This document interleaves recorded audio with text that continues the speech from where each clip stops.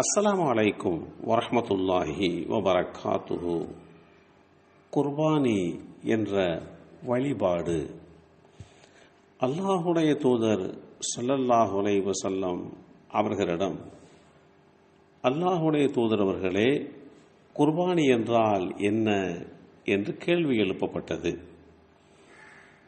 குர்பானி என்பது அல்லாஹுடைய தூதராக ஏற்றம் பெற்ற இப்ராஹிம் அலைஹிஸ்ஸலாம் அவர்களுடைய வழிமுறை என்று நபி ஸல்லல்லாஹு அலைஹி வஸல்லம் அவர்கள் கூறினார்கள்.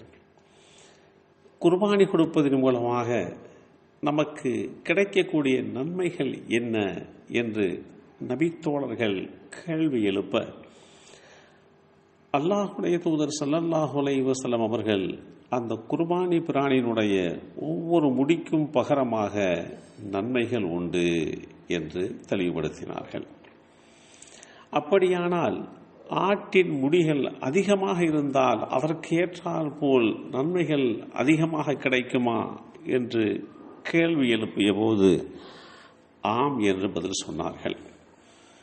இந்த செய்தி அஹ்மத் என்ற நூலிலே 1928 என்ற எண்ணிலே பதிவு செய்யப்பட்டிருக்கிறது. குர்பான் என்னும் அரபி வார்த்தையிலே இருந்து வந்ததுதான் இந்த குர்பானி என்பது. அல்லாஹுடைய நெருக்கத்தை பெற்றுக்கொள்வதற்காக பயன்படுத்தப்படுகின்ற வார்த்தை தான் குர்பான் என்னும் அந்த வார்த்தை. அல்லாஹுடைய திருப்பொருத்தத்தை பெறுவதற்கும் நாம் செய்யும் ஒவ்வொரு நற்காரியங்களுக்கும் குர்பான் என்று சொல்லலாம்.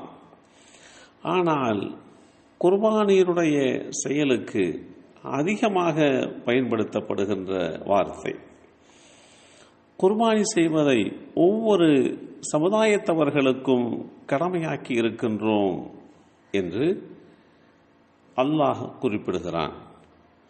அல்லாஹ் கொடுத்திருந்த ஆடு, மாடு, ஒட்டகங்களின் மீது அவன் பெயர் கூறி குர்பானி செய்யுங்கள் என்று குறிப்பிடுகின்ற இந்த செய்தி அல் குர்ஆன் அத்தியாயம் 22 சூரத்துல் ஹஜ் வசனம் 34 தெளிவுபடுத்தப்பட்டிருக்கிறது. இந்த வசனத்திலே அன்ஆம் கால்நடைகள் என்னும் வார்த்தை இருக்கிறது. ஆடு, மாடு, ஒட்டகம் ஆகிய கால்நடைகளைத்தான் இது எடுத்துக்கொள்ளும். நபி ஸல்லல்லாஹு அலைஹி வஸல்லம் அவர்களும் அவர்களுடைய தோழர்களும் இந்த 3 வகை பிராணிகளை தவிர மற்ற எதனையும் அவர்களுடைய வாழ்நாளில் குர்பானிக்காக வேண்டி பயன்படுத்தியதில்லை. யாருக்கு வசதி வாய்ப்பு இருந்தும் குர்பான் என்ற இந்த வழிபாட்டை நிறைவேற்றவில்லையோ அவர் நம்முடைய ஈதுல் அல்ஹா தொழும் இடத்திற்கு வர வேண்டாம் என்று ஸல்லல்லாஹு அலைஹி வஸல்லம் அவர்கள் குர்பானி கொடுக்கின்ற விஷயத்திலே யார் அசட்டையாக கவனக்குறைவாக இருக்கிறார்களோ அவர்களை கண்டிக்கும் முகமாக சொன்ன செய்தி அபூ ஹுரைரா ரலியல்லாஹு அன்ஹு அவர்கள் மூலமாக அறிவிக்கப்பட்டு இப்னு மாஜா என்ற நூலிலே 323 என்ற எண்ணிலே பதிவு செய்யப்பட்டிருக்கிறது. ஆடு, மாடு, ஒட்டகம் ஆகிய பிராணிகளில் குறைபாடுகள் இருந்தால் அதை கண்டிப்பாக குர்பான் என்ற வழிபாட்டிற்காக வேண்டி பயன்படுத்தவே கூடாது. நம்மால் பயன்படுத்தப்படுகின்ற குர்பானிக்குண்டான அந்த பிராணிகள்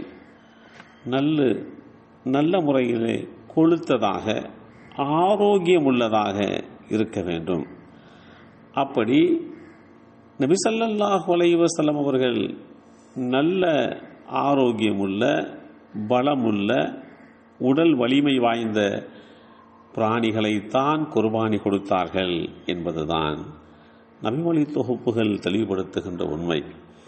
அந்த அடிப்படையிலே நம்முடைய குர்பானிகள் அமையப்பெற வேண்டும்.